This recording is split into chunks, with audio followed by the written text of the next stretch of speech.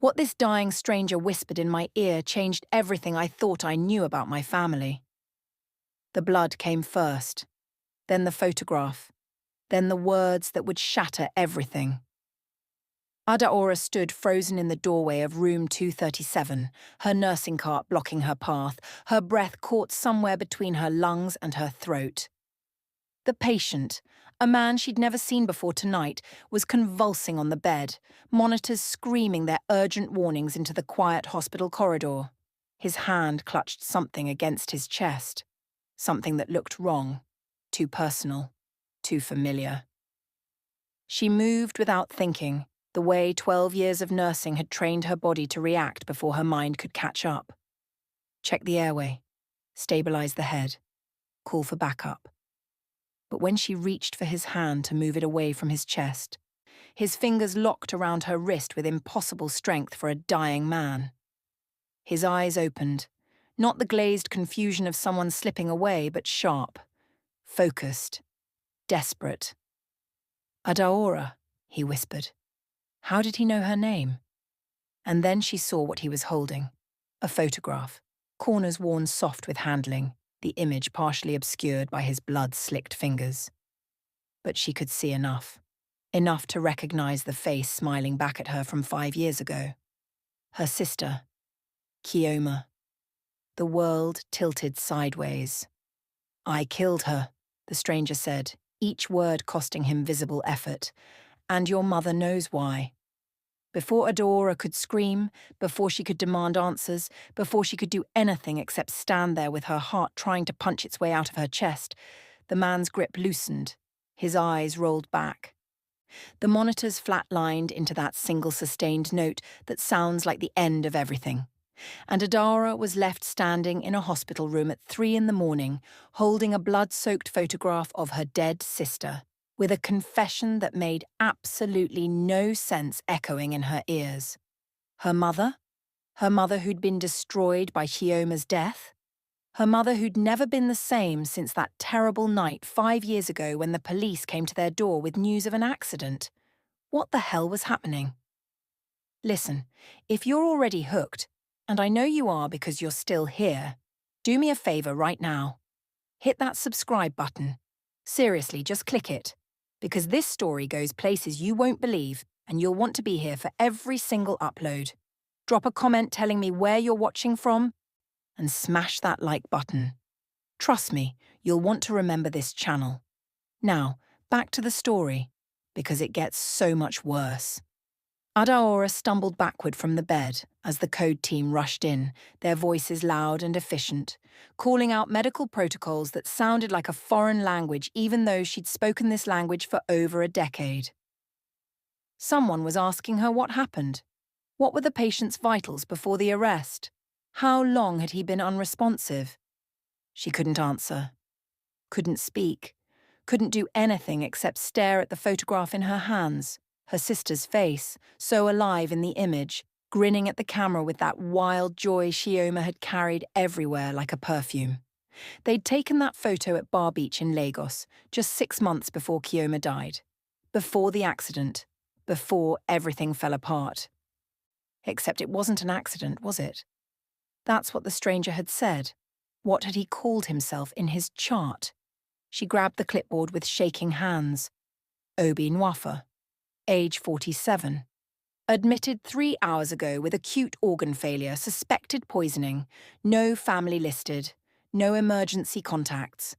Nothing that explained how he had a photograph of her sister. Nothing that explained his last words. "Nurse Adora, are you all right?" Dr. Emeka touched her shoulder, his face creased with concern. "You look like you've seen a ghost." She had. Except ghosts were supposed to be dead people coming back. This was worse. This was the past reaching forward with bloody fingers, dragging secrets into the light. "I'm fine," she lied, the words automatic, meaningless. I need a moment." She walked out of the room on legs that felt disconnected from her body, down the fluorescent-lit corridor that suddenly seemed too bright, too sharp, every detail too clear. Her hands still clutched the photograph. She should give it to security, should report what the patient said, should follow protocol. Instead, she found herself in the staff bathroom, locking the door, sliding down the wall until she sat on the cold tile floor, finally letting herself really look at the image in her hands. Kioma's face smiled up at her, frozen in that moment of happiness. Behind her in the photo, partially obscured, was another figure. Adaora squinted, bringing the image closer. A man, older. She couldn't make out his features clearly, but there was something familiar in the way he stood, in the tilt of his head. Her phone buzzed. A text from her mother, timestamp 3:47 a.m. That alone was strange. Her mother never stayed up this late anymore, not since Kioma died. Not since grief had hollowed her out and left behind someone who moved through life like a ghost herself. The message was simple, urgent. "Where are you? Call me, now!" Adaora's fingers hovered over the screen. How did her mother know something was wrong? It was almost 4 in the morning. Why would she be awake? Why would she be texting? Unless she already knew. Unless somehow this wasn't random at all. Adaora's heart hammered against her ribs as the pieces started forming a shape she didn't want to see. The stranger knew her name and he had Kioma's photograph, said her mother knew why he killed her. And now, in the middle of the night, her mother was demanding contact with an urgency that felt like panic. She dialed. Her mother picked up before the first ring finished. "Where are you?" Her mother's voice was raw, frightened in a way Adaora had never heard before. Not even when the police came with news about Kioma. This was different. This was terror. "I'm at work, Mama." "What's wrong? How did you know?" "Listen to me very carefully." Her mother's words came fast, tumbling over each other. "Whatever happened tonight, whatever anyone told you, you need to forget it. Do you understand me? Forget it happened. Come straight home after your shift. Don't talk to anyone. Don't ask questions. Just come home." "Mama, a patient just died. He had a photo of Kioma. He said—" "I know what he said." The words dropped like stones into water, sending ripples through everything. "I know exactly what he said because I've been waiting 5 years for this moment, for someone to come forward, for the truth to find us." Adora's breath stopped. "What truth? Mama, what are you talking about?" "Not over the phone. Come home. Please, Adora. If you've ever trusted me, trust me now. Come home and let me explain before you do anything else." The line went dead. Adara sat on the bathroom floor, the photograph in one hand, her phone in the other, and tried to make sense of a world that had suddenly revealed itself to be built on lies. Her sister hadn't died in an accident. Her mother knew something. A stranger had used his last breath to confess to murder. And somewhere in all of this chaos was a truth that her mother had been hiding for 5 years. She looked at her reflection in the bathroom mirror, a 34-year-old woman who suddenly looked ancient, whose eyes held too many questions and not enough answers. She'd become a nurse to save people, to make sense of a world that had taken her sister too soon. But what if her sister's death hadn't been random? What if it had been deliberate? What if everything she'd believed was a lie? Her shift ended at 7. 4 more hours of moving through the motions, checking vitals, administering medications, smiling at patients while her mind screamed questions she couldn't answer. 4 hours to decide whether she was brave enough to hear the truth or whether some secrets should stay buried. But even as she thought it, she knew the choice wasn't really hers anymore. The moment that stranger had whispered his confession, the moment her mother's voice had cracked with fear over the phone, the truth had already begun its terrible work. The only question now was how much it would destroy before it was done. Adora pushed herself off the bathroom floor, splashed cold water on her face, and tucked the photograph into her scrub pocket. She had 4 hours to finish her shift. 4 hours to prepare herself for whatever her mother was about to reveal. 4 hours until her entire life changed forever. She didn't know it yet, but the confession in room 237 was just the beginning. The real horror was waiting at home, sitting at her mother's kitchen table, ready to explain why sometimes mothers make impossible choices, why sometimes love looks like sacrifice, why sometimes the people we trust most are the ones keeping the darkest secrets, and why, after 5 years of silence, the truth had finally come to collect its debt. The house looked exactly the same as it always did, which somehow made everything worse. The small bungalow in Surulere, Lagos, with its faded blue paint and the hibiscus flowers her mother tended obsessively, as if keeping them alive could somehow bring Kioma back. Adara parked her car in the same spot she'd parked 1,000 times before, but this time her hands shook so badly she could barely turn off the ignition. Her mother stood in the doorway, silhouetted against the morning light, and Adora saw something she'd missed for 5 years.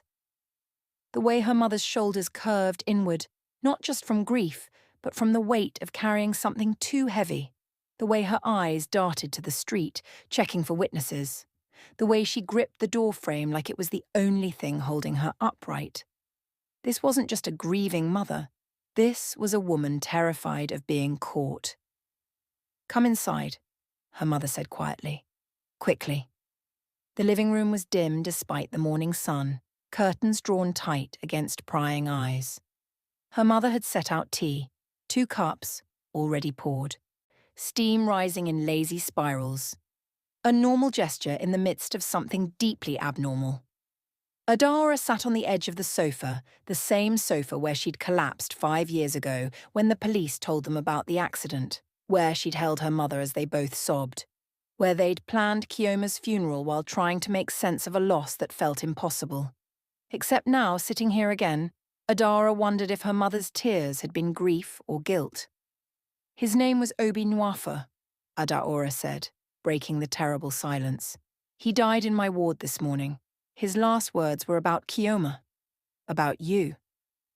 Her mother didn't pretend to be surprised. She simply nodded, took a shaking sip of tea and said, "I've been expecting this for 5 years. Every day I wake up wondering if this will be the day it all comes out."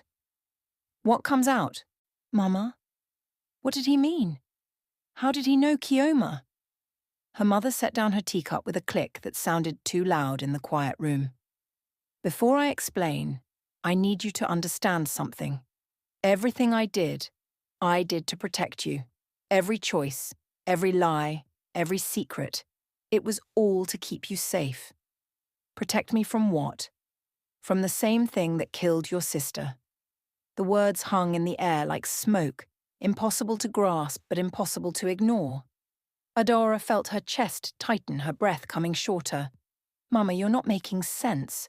Kioma died in a car accident.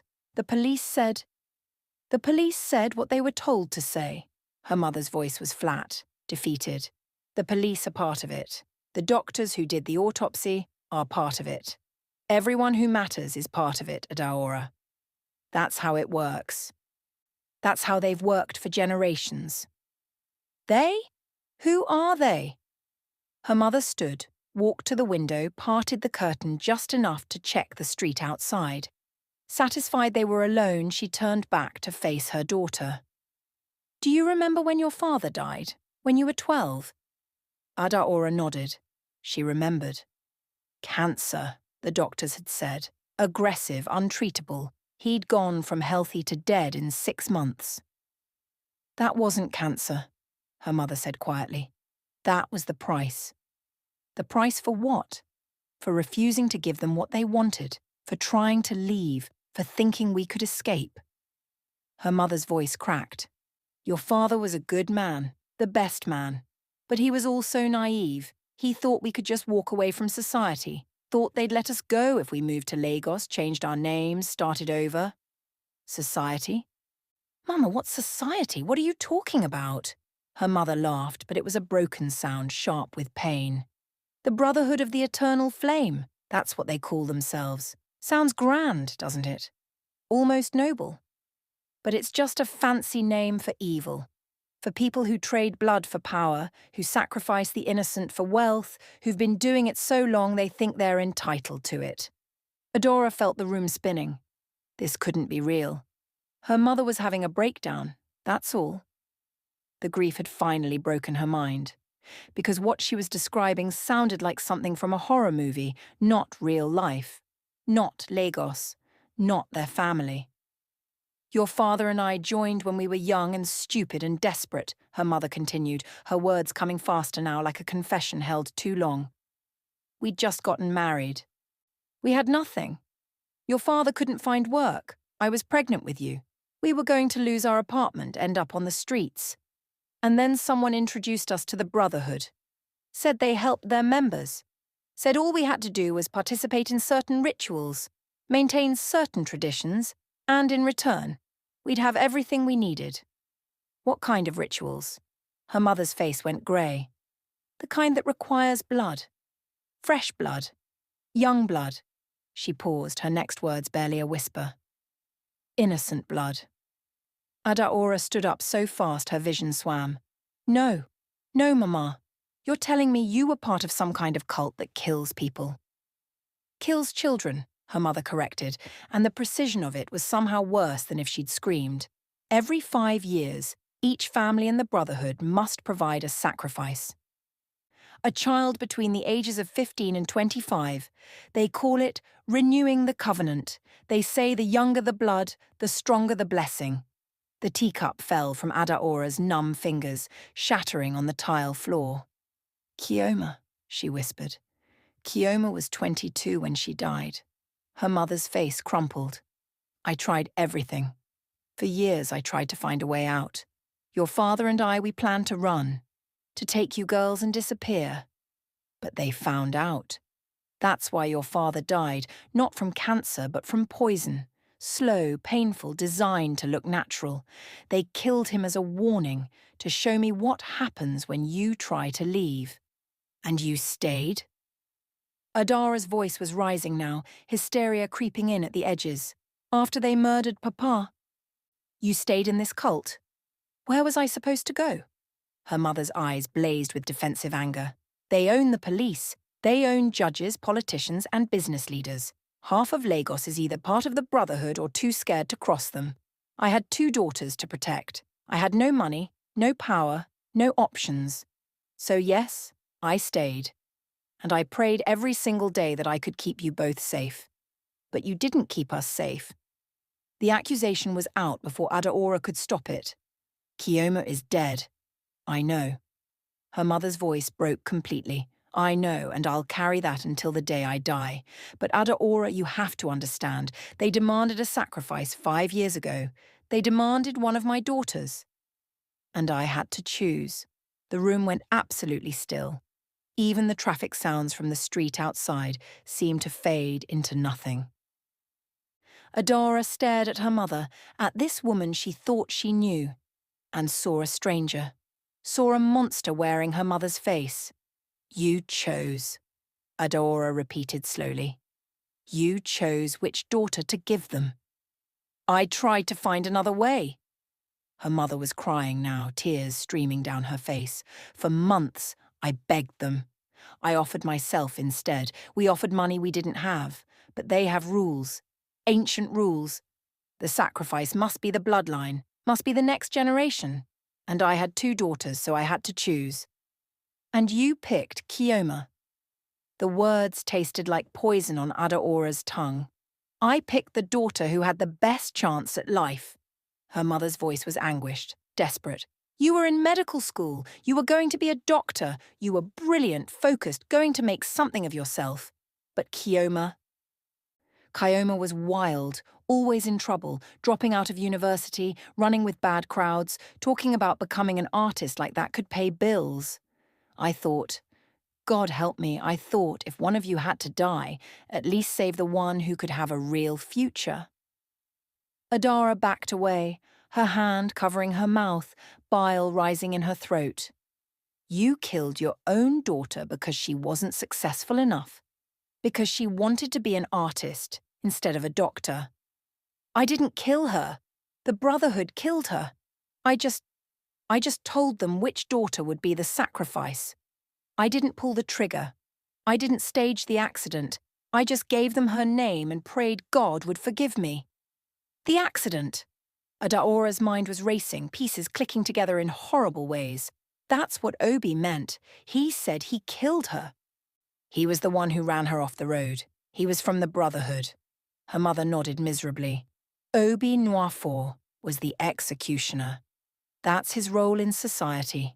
He carries out the sacrifices, makes them look like accidents or natural deaths. Clean, professional. He's killed dozens over the years, maybe hundreds. And 5 years ago, I gave him my daughter's name, and he did his job. This is insane, right?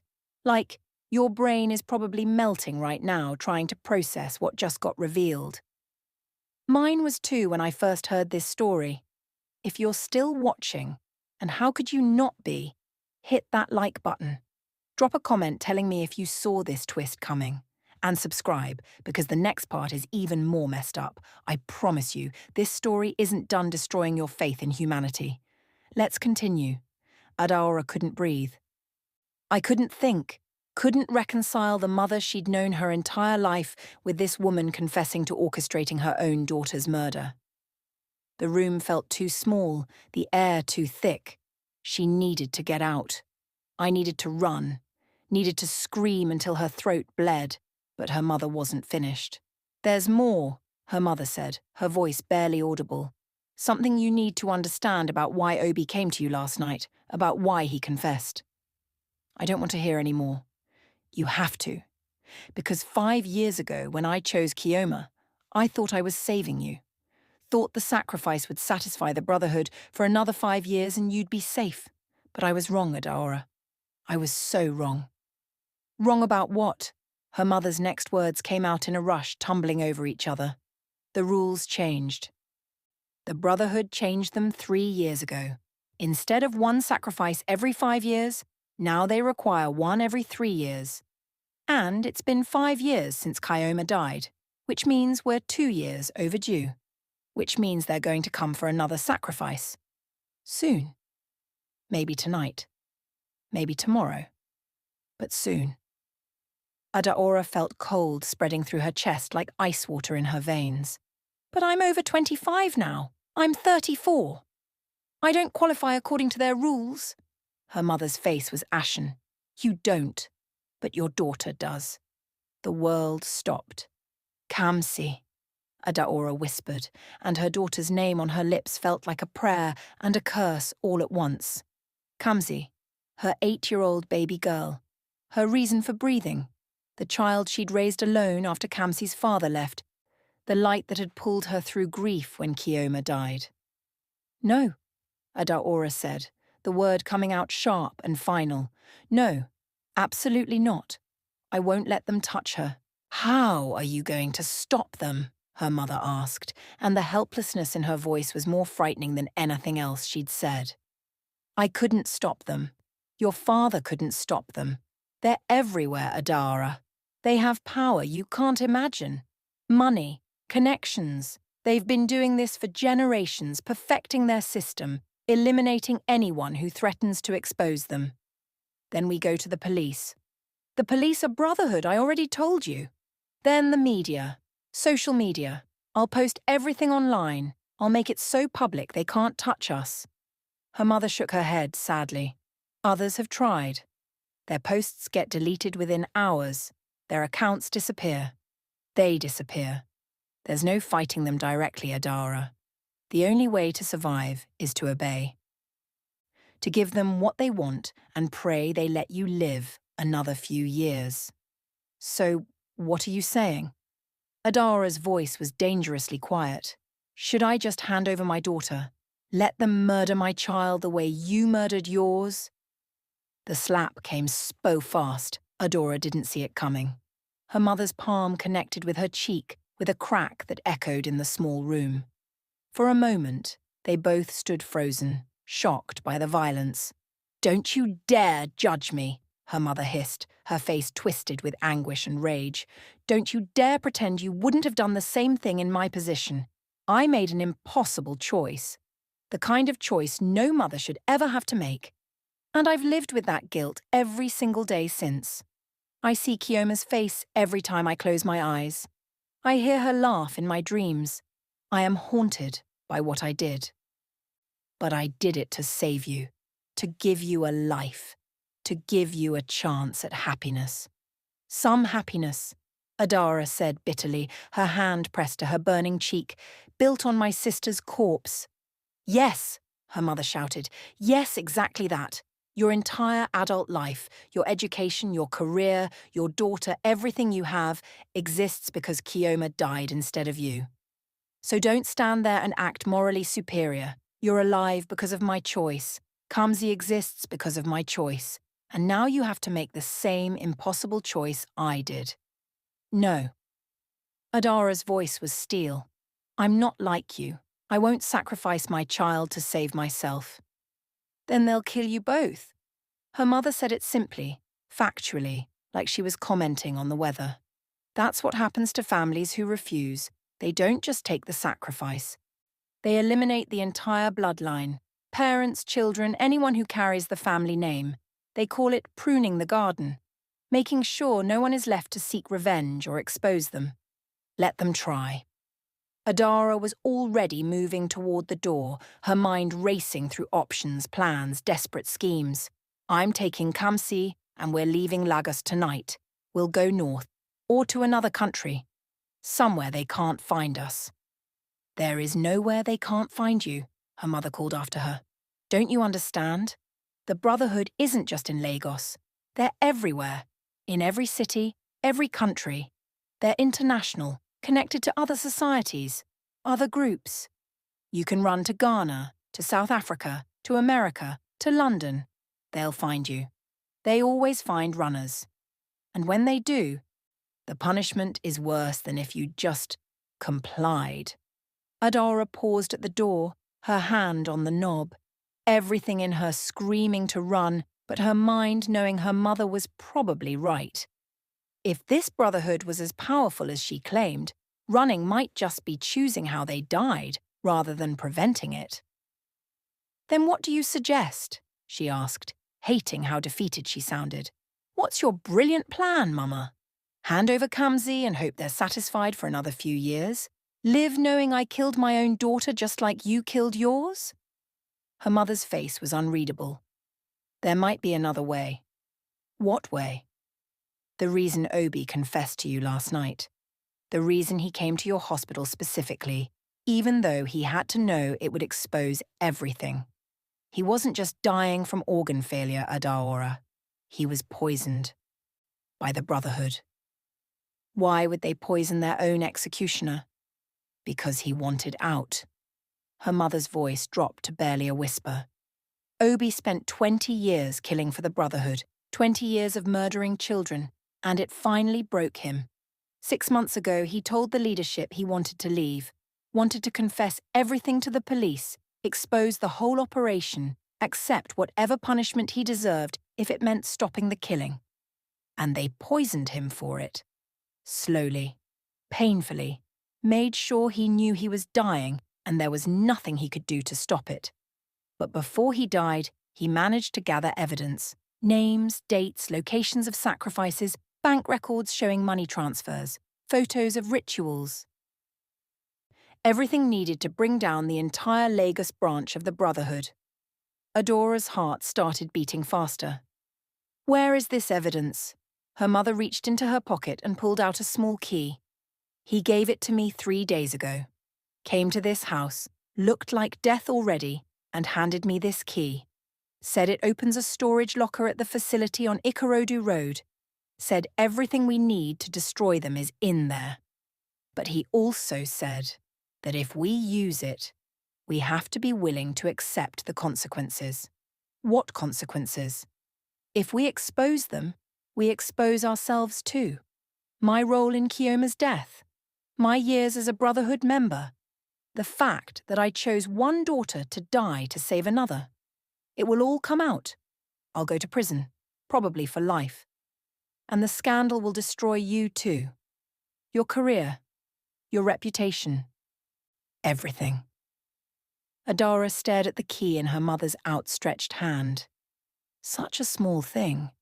Just a piece of metal that fits a lock somewhere. But it represented a choice. The same impossible choice her mother had faced 5 years ago, just with different variables. Save Kamsi by exposing the Brotherhood, but destroy their family's reputation and send her mother to prison. or stay silent, try to run, and hope they could somehow escape an organization that had successfully operated in darkness for generations. Or give them Kamsi, give them to her daughter, keep the secret, survive another few years until the next sacrifice was demanded. She thought about Kioma. Wild, beautiful Kioma who'd wanted to be an artist, who'd painted the most extraordinary things, whose laugh could light up a room. Chioma died because their mother decided she was less valuable than her sister.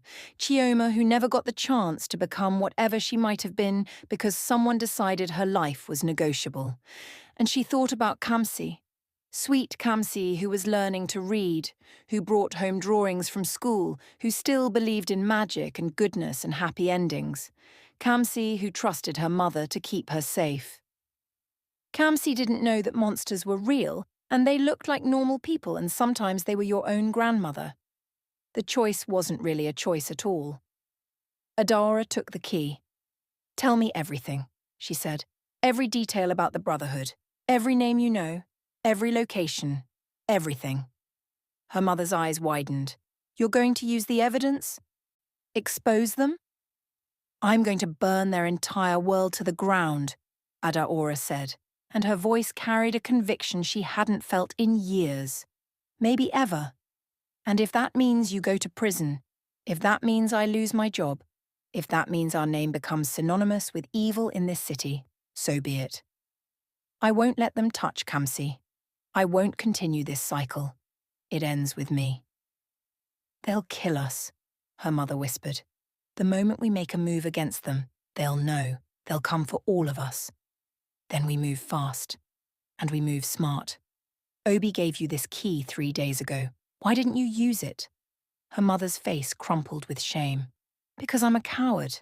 Because even after everything, even knowing what they are, part of me still believes they're too powerful to fight. That exposing them will just get us killed and change nothing. That the evil is too big, too old, too protected to ever really die. Maybe," Adora admitted. "Maybe we'll fail. Maybe we'll die trying. But at least we'll die fighting. At least Kamsi will know her mother tried, that her grandmother finally tried to make things right." She pulled out her phone, looked at her mother with eyes that held both determination and fear. "I need to pick up Kamsi from school in 2 hours. Before I do that, we're going to that storage locker. We're going to see exactly what Obi collected, and then we're going to figure out how to use it without getting ourselves killed in the process. And if we can't? If there's no safe way to expose them?" Adara thought about it for a long moment. "Then we do it anyway. Because living the way you've lived for the past 5 years, knowing what you did, carrying that guilt, waiting for the next sacrifice, that's not living at all. That's just a slower kind of death." Her mother nodded slowly, tears streaming down her face. "I'm sorry," she whispered. "I'm so sorry about Kioma, about all of it. I thought I was protecting you, but I was just a coward protecting myself, using you as an excuse for my own weakness." "I know," Adaora said, and she realized it was true. She did know. And maybe eventually she could forgive. But not today. Today, they had work to do. They drove to the storage facility in silence, each lost in their own thoughts. Adora kept checking her rearview mirror, convinced they were being followed, that the Brotherhood somehow knew what they were planning. But the streets of Lagos looked normal. People going about their lives, selling their goods, navigating the chaos that was daily existence in this city. None of them knew that hidden beneath the ordinary surface was a network of evil that had operated for decades, maybe longer. The storage facility was exactly what you'd expect. Anonymous, utilitarian, the kind of place where people stored things they didn't want in their homes, but couldn't throw away. The locker number on the key was 237, the same as the hospital room where Obi had died. Probably not a coincidence. Adaora's hands shook as she slid the key into the lock. This was it. The moment everything changed. The moment she chose to fight monsters or become one herself by staying silent. The lock clicked open. Inside the locker was a single cardboard box. They carried it to Adaora's car, drove to a quiet spot near the lagoon where they wouldn't be interrupted, and opened it. What they found inside was more comprehensive and more damning than Adaora could have imagined. Obi had spent years compiling evidence, knowing someday he'd need it, knowing someday his conscience would demand he act, even if it cost him everything. There were photographs first, dozens of them. Rituals performed in expensive hotels, in private mansions, in locations that should have been secure but weren't because the Brotherhood owned everything. Men and women in ceremonial robes, their faces clearly visible, and in some of the photos, the sacrifices, children, teenagers, their faces frozen in terror moments before whatever horror came next. Adaora's stomach heaved. She barely managed to roll down the window before vomiting onto the ground. "Don't look at those," her mother said softly, but she was looking too, her face pale as death. "Don't torture yourself." But Adaora had to look, had to bear witness, because these children deserved to be seen, deserved to have their deaths mean something instead of being swallowed by silence and lies. There were documents too. Bank statements showing payments to police officers, judges, politicians. Amounts that would make anyone rich. Blood money disguised as consulting fees, donations, investment returns. The financial trail was meticulous, damning, impossible to explain away. And then there were the names, pages and pages of names. Brotherhood members, their addresses, their roles within the organization. Adaora recognized some of them. A popular pastor whose church drew thousands every Sunday. A state governor who'd just announced his presidential campaign. Business owners. University professors. Doctors. People who walked through Lagos wearing respectability like armor, while behind closed doors they participated in ritualized murder. Her mother's name was there too, listed as inactive member, compliant, one sacrifice completed. Next to Kioma's name, cause of death listed as vehicular accident, staged. The clinical language made it worse somehow, reduced her sister's murder to a bureaucratic notation. At the bottom of the box was a USB drive and a handwritten letter addressed to whoever finds this. Adaora opened the letter with trembling fingers. Obi's handwriting was surprisingly elegant, each word carefully formed.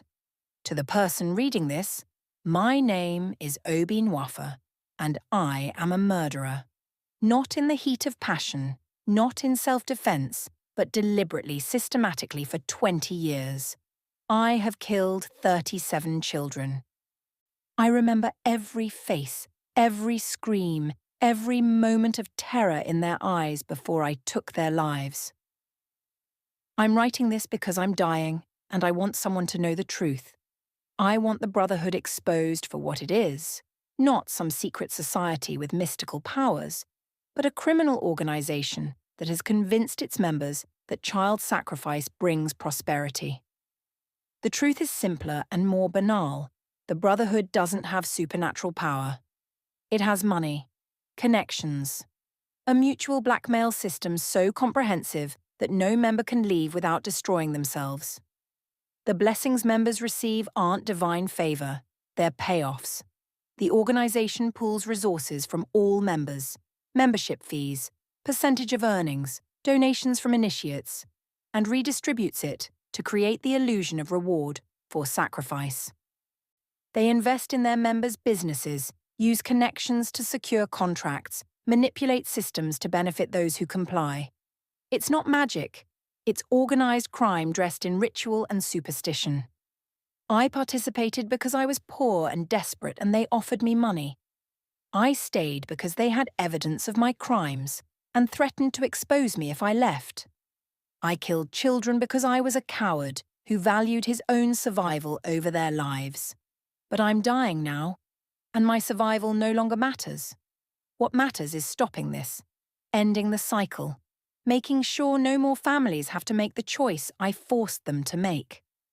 The USB drive contains video evidence, recordings of rituals, confessions from other members, everything you need to bring down the Lagos branch and possibly the entire international network. But be warned, if you use this evidence, they will come for you. They will destroy you. They may kill you. Use it anyway. Please, I'm begging you. Let my death mean something. Let these children's deaths mean something. Don't let this evil continue just because fighting it is dangerous. Whatever happens to you, know that you're braver than I ever was. Know that you're doing what I should have done 20 years ago. My soul belongs in hell. But maybe I can at least point others toward heaven. Obi Nwafa murderer, but trying to be something better before I die. Adaora read the letter twice, then handed it to her mother, who read it with tears streaming down her face. When she finished, she looked at her daughter with something that might have been hope or might have been terror. He was right, her mother whispered, about all of it. The blessings aren't real.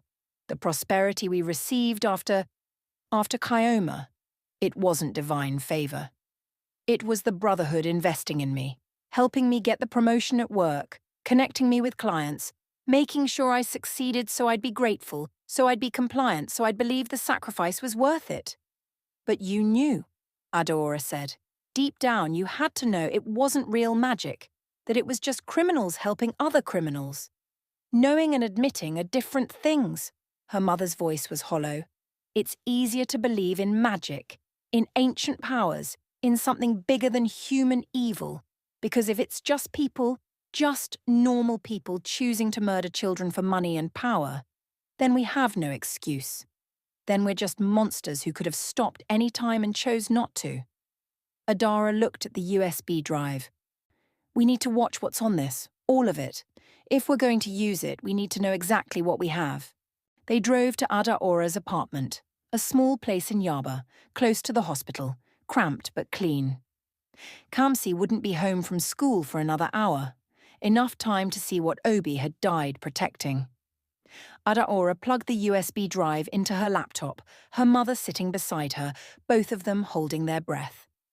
The first video file was dated 3 months ago. Location tagged as Ikoyi private residence. The video quality was surprisingly good. Obi had hidden a camera somewhere with a clear view of the entire room.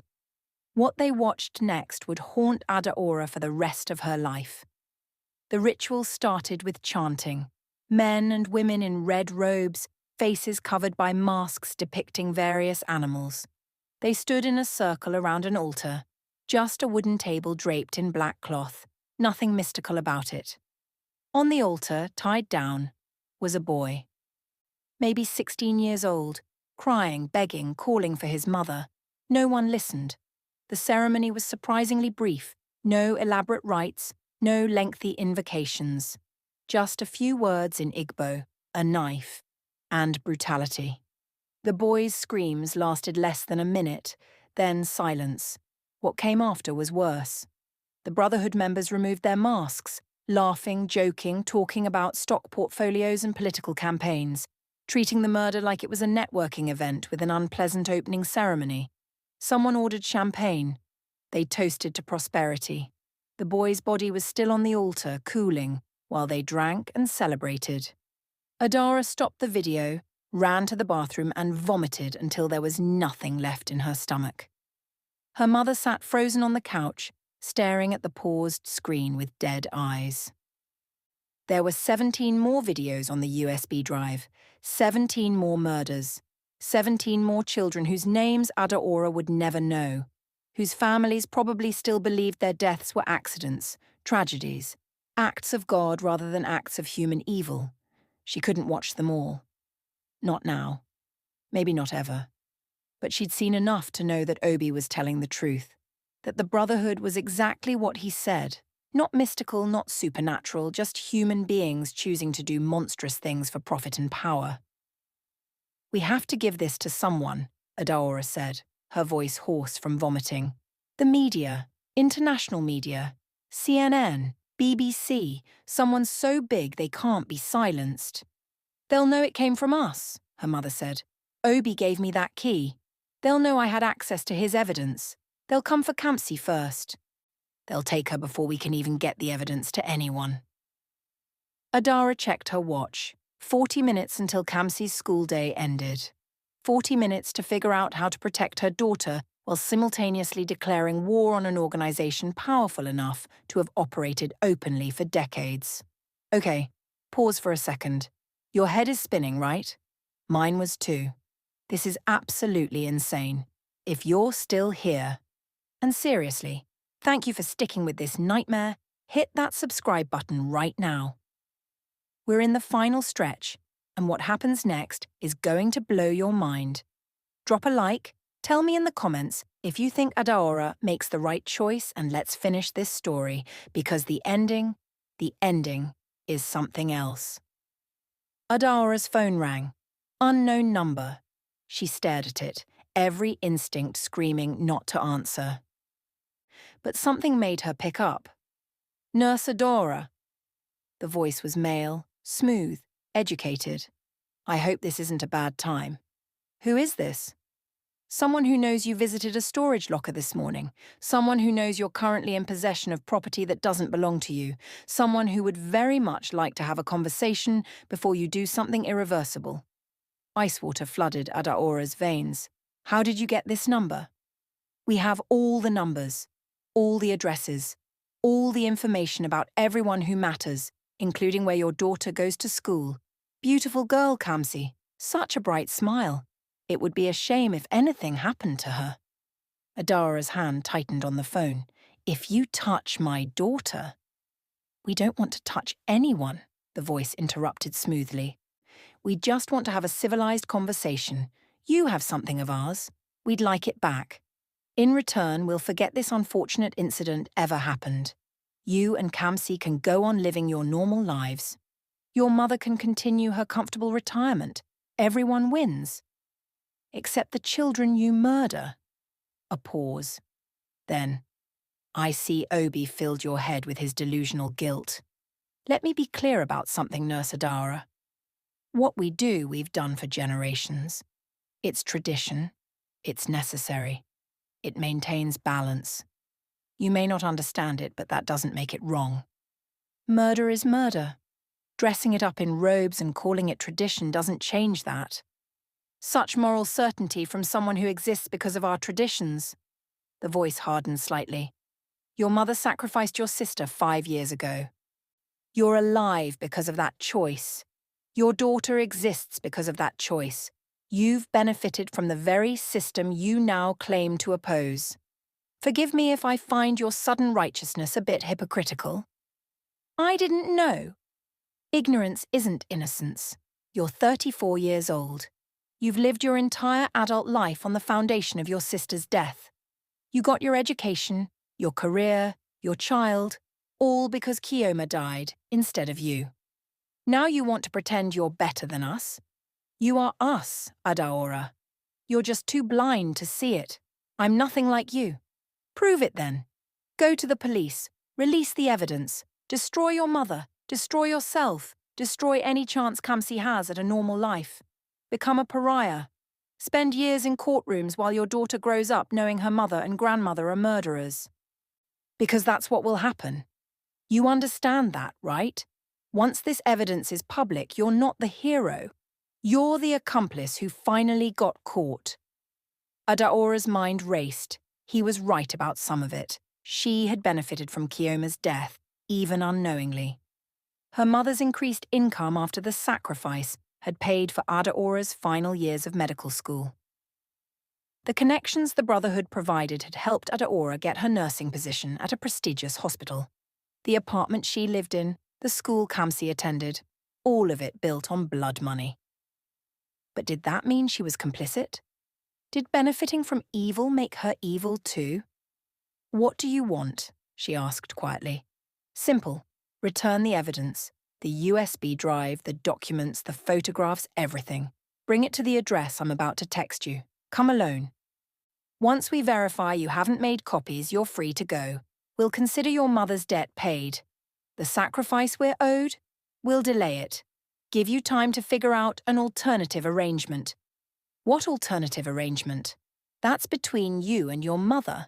But there are always alternatives for resourceful people, ways to satisfy obligations without direct bloodshed. We're not unreasonable. The text arrived. An address in Victoria Island. Expensive neighbourhood. Probably another Brotherhood member's house. How do I know you won't kill us the moment we show up? The voice laughed. Because we don't need to.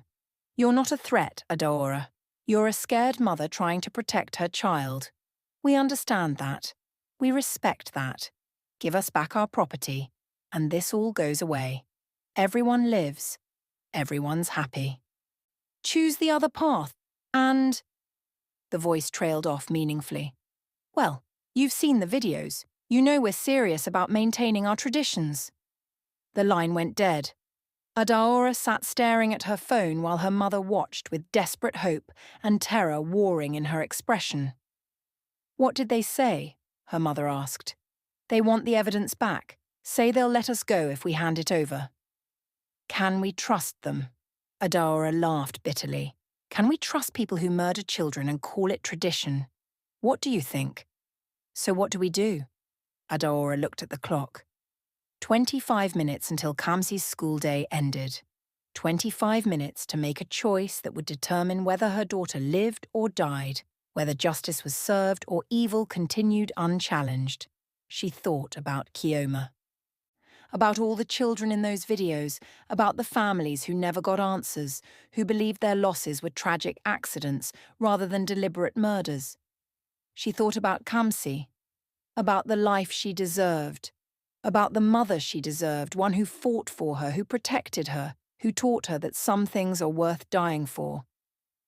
And she thought about herself, about who she wanted to be, about whether she could live with herself if she handed over the evidence, if she let the Brotherhood continue just to keep her daughter safe. The answer wasn't as simple as she wanted it to be. I'm going to get Kamsi from school, she said finally, and then I'm going to make a choice. But first, I need you to do something for me, Mama. Anything. I need you to tell me the truth. All of it. No more secrets. If I'm going to decide whether to fight these people or surrender to them, I need to know everything. Who's in the Brotherhood? Who's powerful enough that exposing them would actually matter? Because if we're going to use this evidence, we need to hit hard enough that they can't recover. Her mother nodded slowly. The leader of the Lagos branch, the one who calls the shots, who decides everything. You need to know who it is. Who? Her mother took a deep breath. Chief Emeka Okafor, the state governor, the man running for president. Adaora's world tilted. Okafor? But that's Papa's surname, your maiden name before you married. It's not a coincidence. Her mother's voice was barely a whisper. Chief Emeka is my brother, your uncle. He's the one who recruited your father and me into the Brotherhood 20 years ago. He's the one who ordered your father's death when we tried to leave. And he's the one who personally demanded Kioma's sacrifice 5 years ago. Not for tradition, for revenge. Because we'd embarrassed him by trying to escape. The revelation hit Adaora like a physical blow. Her uncle, her own blood relative, had orchestrated her father's murder, her sister's murder, and was now threatening her daughter. Why didn't you tell me? Because I was ashamed. Because I cut off all contact with my family after what they did. Because I didn't want you to know you came from such darkness. Adaora stood up, her decision crystallizing with sudden clarity. If her uncle was the leader, if he was running for president, if he was about to potentially gain even more power, then exposing him wasn't just about revenge. It was about preventing him from spreading the Brotherhood's influence even further. I'm going to destroy him, she said calmly. I'm going to use this evidence to make sure he never becomes president, that he goes to prison for the rest of his life, that everyone knows exactly what the Brotherhood is and what they've done. He'll kill Kamsi, her mother said. The moment the evidence goes public, he'll retaliate. You'll never be able to protect her. Then I'll make sure she's somewhere safe first, somewhere he can't reach her.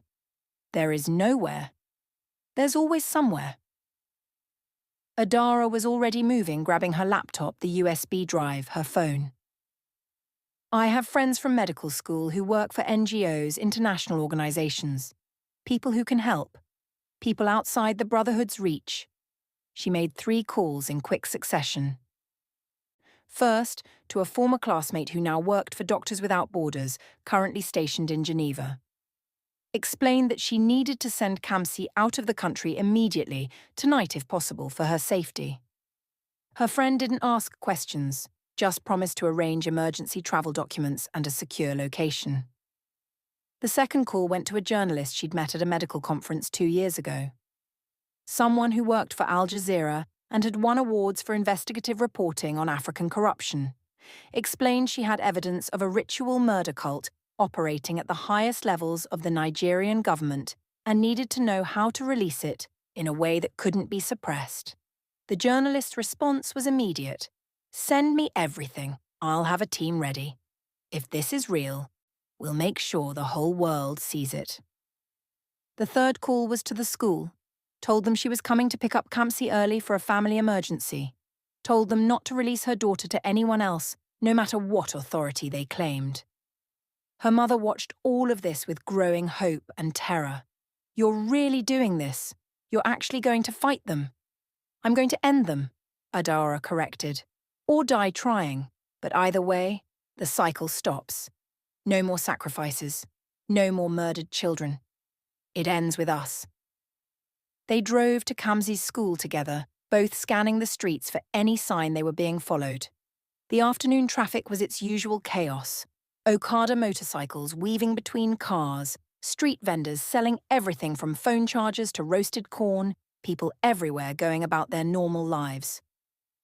Normal lives built on normal problems, not secret societies, not ritual murder, not impossible choices between children's lives.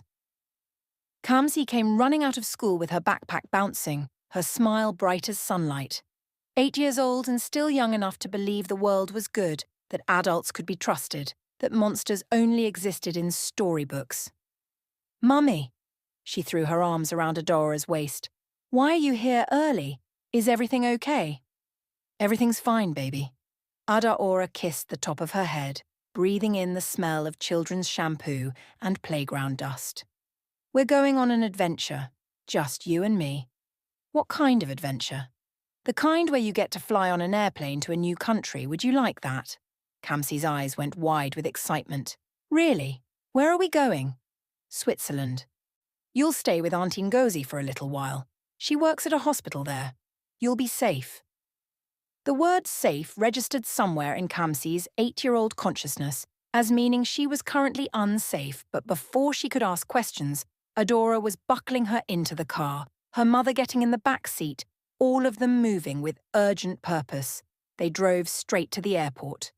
Adora had already booked the ticket during the drive, the last seat on an evening flight to Geneva, scheduled to depart in 3 hours. Barely enough time to get through security, but enough if they hurried. At the airport entrance, Adora's phone rang again. The same unknown number. She answered. "What?" "You were supposed to bring us the evidence, Adora. Not flee the country. Not contact journalists." That was very disappointing. "How do you—" She stopped. Of course they knew. They had people everywhere. Probably someone at the airport right now watching them. "Your uncle would like to extend one final offer.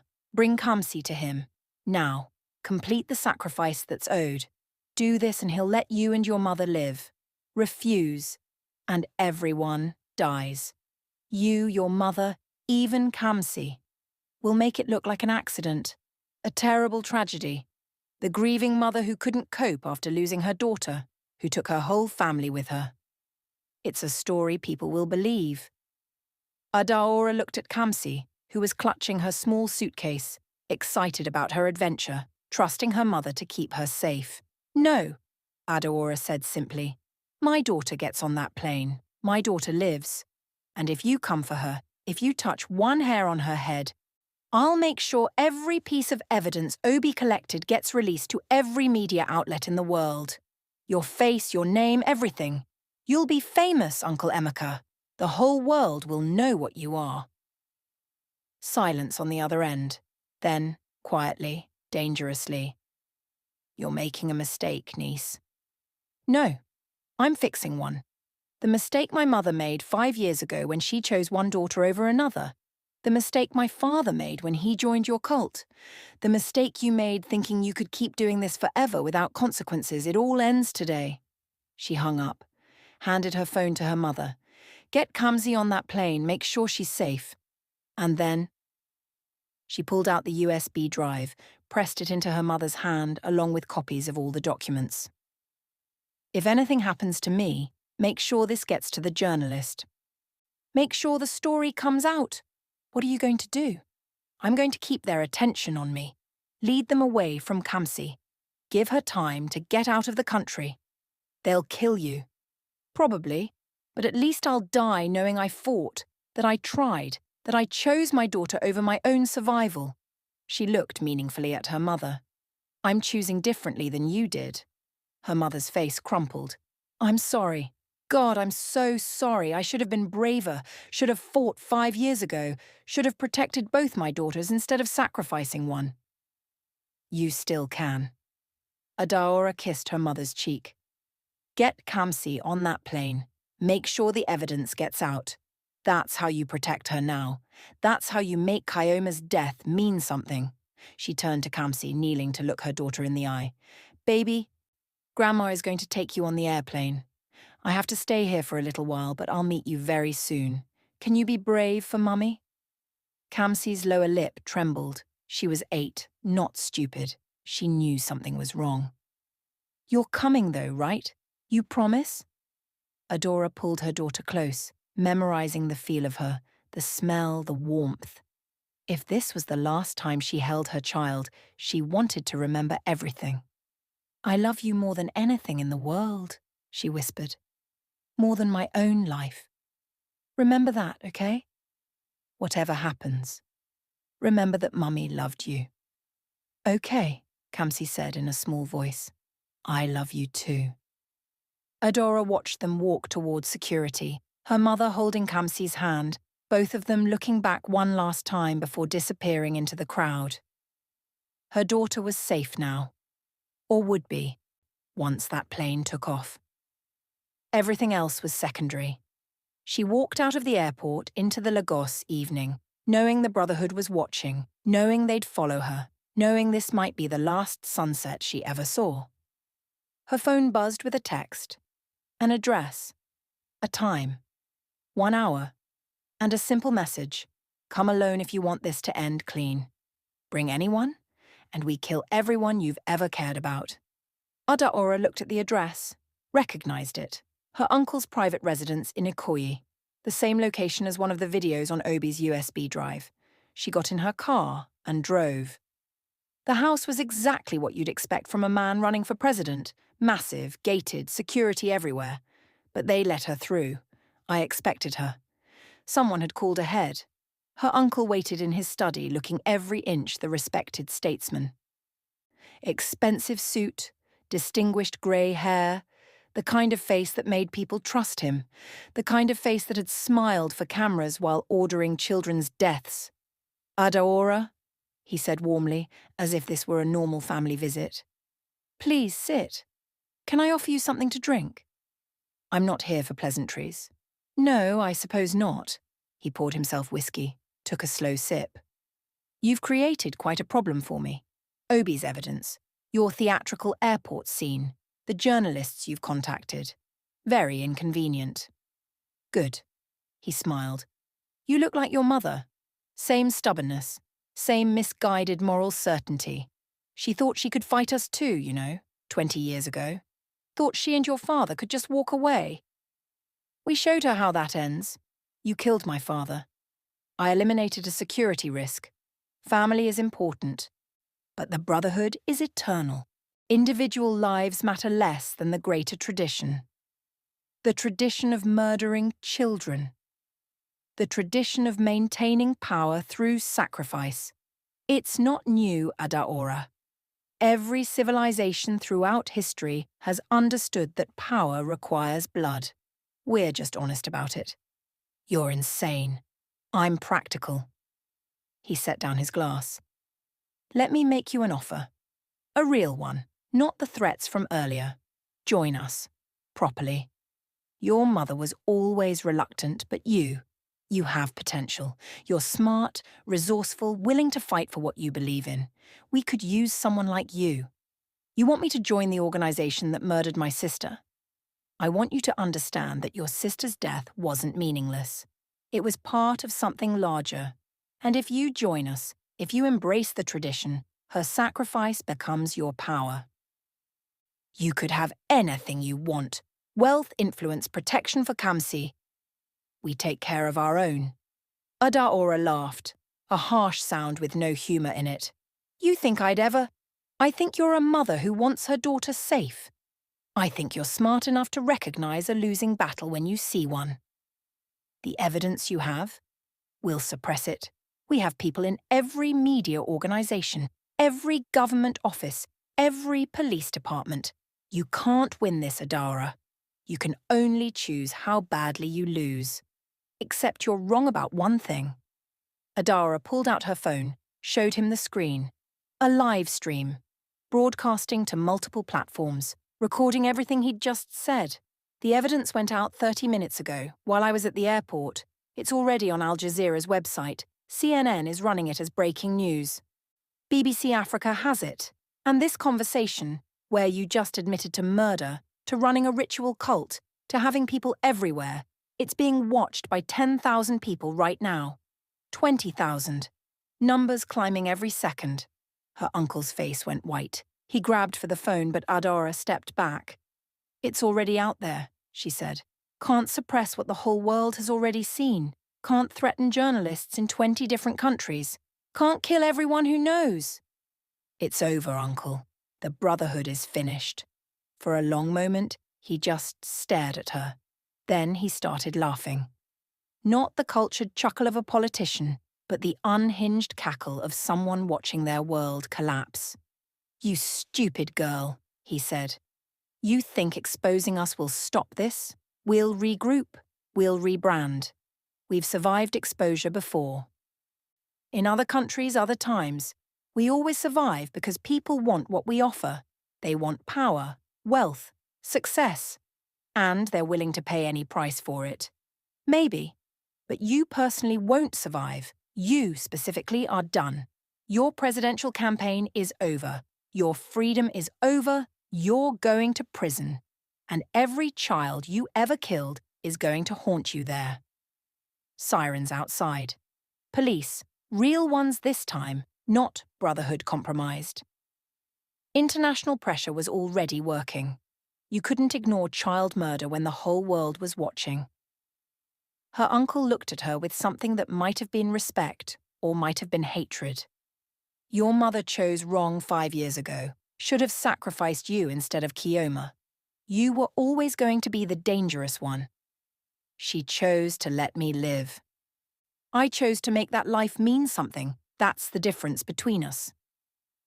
They arrested him on the front lawn, cameras everywhere, the whole scene broadcast live to a world hungry for justice and scandal. The governor who'd seemed destined for presidency, brought down by his own niece, his own words, his own arrogance. Other arrests followed over the next weeks. The documents and videos provided enough evidence to bring charges against dozens of Brotherhood members. Not all of them. Some were too powerful, too connected, would slip through legal loopholes. But enough. Enough to break the organization's spine, enough to save the children who would have been next.